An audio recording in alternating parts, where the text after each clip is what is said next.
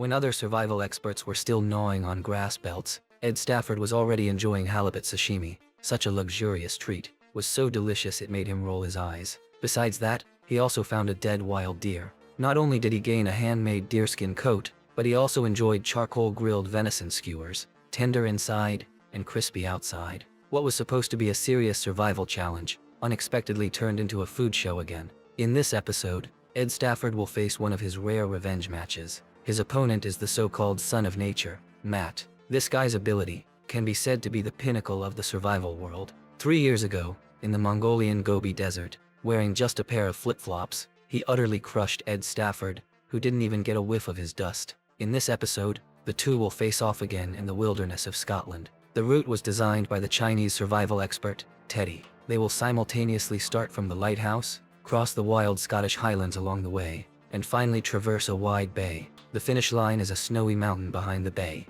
The first to arrive will win. Considering the extreme cold here, along with the continuous drizzle, aside from a survival knife each, they also have a raincoat as their starting equipment. With all preparations ready, as Wei Qiang gave the order, the two quickly jumped into the water and sprinted toward the shore. After coming ashore, Matt decided to follow the ridge on the right. This being his first time tackling such a rocky environment, his usual advantage in running was completely negated. In contrast, Ed Stafford chose the ridge on the left. Having trained in such terrain during his military service, he was exceptionally experienced in dealing with this kind of environment. It didn't take him long to successfully reach the mountaintop. Using the principle of the sun rising in the east and setting in the west, after some analysis, Ed Stafford quickly determined the direction of the target and immediately set off toward it. And Matt found a shoal on his way forward. He immediately decided to go down there to find something to fill his stomach. As expected, as soon as he went down, he found a green belt. The leaves of these money grass are rich in minerals. They can be said to be top-notch ingredients in the survival world. So Matt plucked a few leaves and directly stuffed them into his mouth. After eating, he soon picked up a fishing line with a hook. Then he happily packed it up and took it away. Seeing that the seawater was about to rise with the tide, there was no time for excessive searching. He had no choice but to leave quickly. Ed Stafford also found a beach after a long trek. Considering that it would be difficult to find food deep inland, he wanted to catch some fish now to satisfy his hunger. Then he found small iron pieces all over the beach. He picked one and planned to use it as a fish hook. In addition, he even picked up a bullet. No surprise. This should have been left over from the military training at that time. After pulling off the bullet head, he found that the gunpowder inside was intact. Although this thing was not very useful for starting a fire, it was quite perfect as a combustion accelerant. Then he dug up a spruce root to use as a fishing line. Then he used a hunting knife to process the iron piece into a fish hook. As for bait, he caught an unfortunate little crab and hung it on the hook. The other end of the rope was buried in the sand to fix it. In this way, the fishing line would not be washed away when the tide rose at night. No surprise, his breakfast for the next day would be secured. After finishing all this, he turned around and went back to his old job with a burning stick. With the help of the gunpowder, Ed Stafford didn't take much time to start a small flame. To avoid getting his beautiful hair wet from the rain at night, he finally built a simple shelter with a rain poncho. And Matt triggered an old injury on his foot while running, causing his foot to be in severe pain now.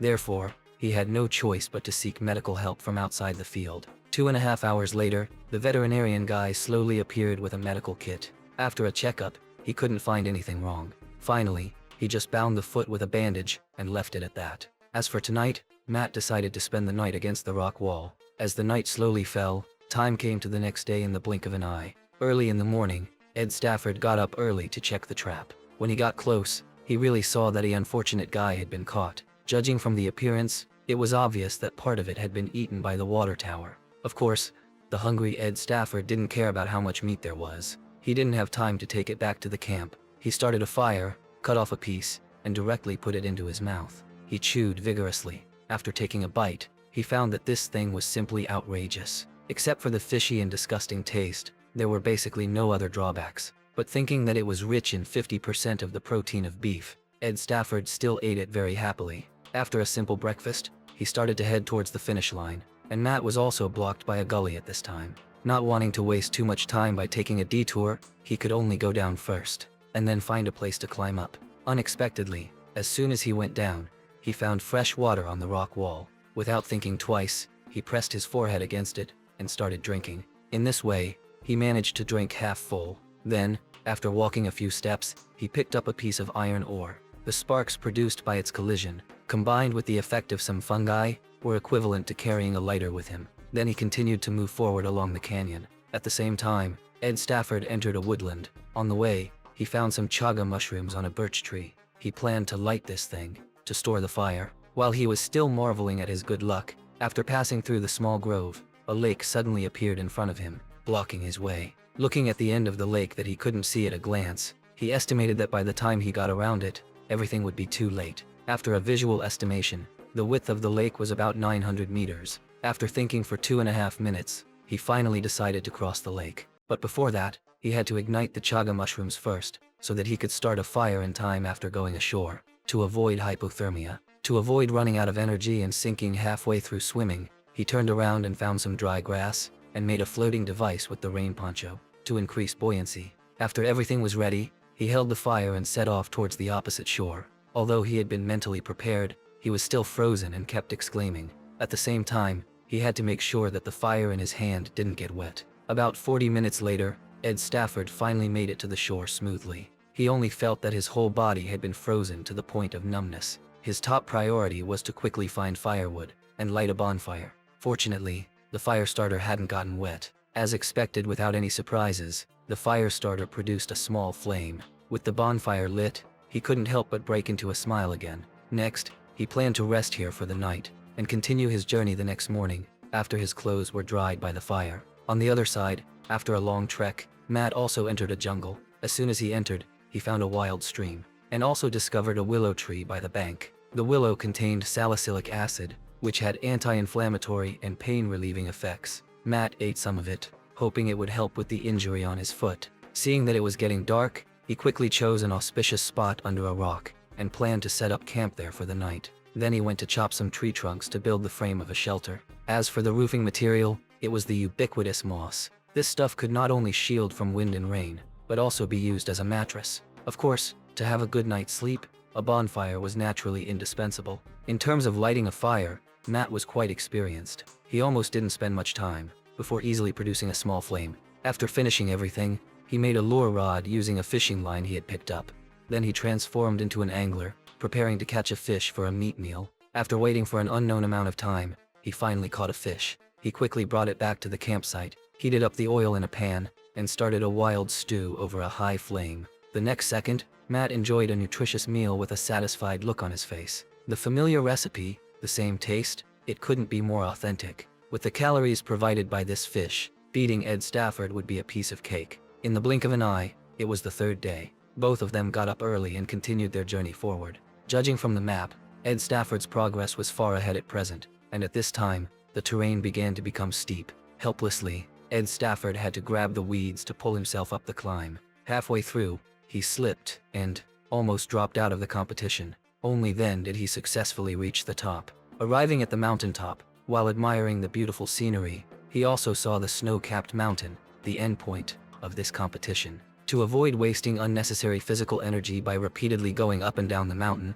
he planned to move forward directly along the ridgeline. Meanwhile, the injury on Matt's foot had improved. With a full recovery, he directly went into a frenzy mode. After a day of sprinting, he also saw the snow-capped mountain, the endpoint, at this time. However, seeing that it was getting dark, and the temperature was gradually dropping, he could only stop his journey, and went to the woods at the foot of the mountain to seek shelter. Soon, he found a huge oak tree, and just below the roots, there was a wild tree hole. Such a perfect auspicious spot was simply too good to pass up sleeping here for a night. Then he turned around and carried stones over to build a windbreak wall. After that, he spent a few minutes finding a foams fomentarius on the tree. He used the sparks produced by colliding it with iron ore to start a fire. Half an hour later, the fungus finally emitted a wisp of smoke. After putting in some dry grass, he successfully blew out a small flame in no time. At the same time, Ed Stafford was still hurriedly looking for a campsite. At this moment, the sand martins hovering in the sky caught his attention.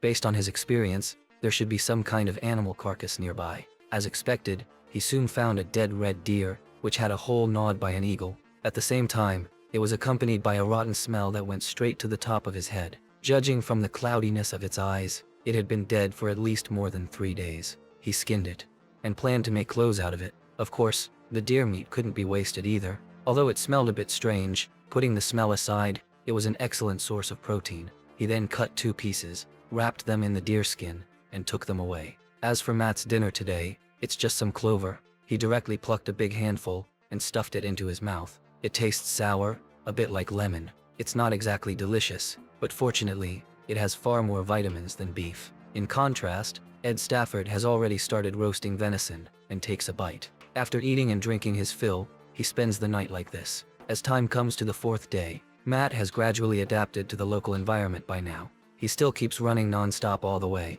but Ed Stafford still maintains a slight lead. After a period of head-down trekking, he is the first to reach the bay. To avoid almost freezing solid like last time, he decides to spend some time building a raft. First, he inserts sticks into the ground as a frame. Then, he winds branches around the sticks in circles. Finally, he wraps and secures the whole thing with a rain poncho. Soon, a wilderness raft successfully launches into the water. Then he happily paddles towards the opposite shore. At this time, Matt also arrives at the shore closely behind. Of course, he also sees Ed Stafford, who is struggling to paddle. Matt immediately shouts for Ed Stafford to wait for him. Upon hearing the voice, Ed Stafford looks back and is instantly in a great hurry. His hand movements also speed up a bit. Seeing that his opponent is in the lead, Matt is also extremely anxious. He quickly picks up 2 dead woods on the shore, simply processes them into makeshift surfboards, and then hurriedly lies on top of them and sets off. Currently, there is only a 50-meter gap between the 2 of them. Ed Stafford,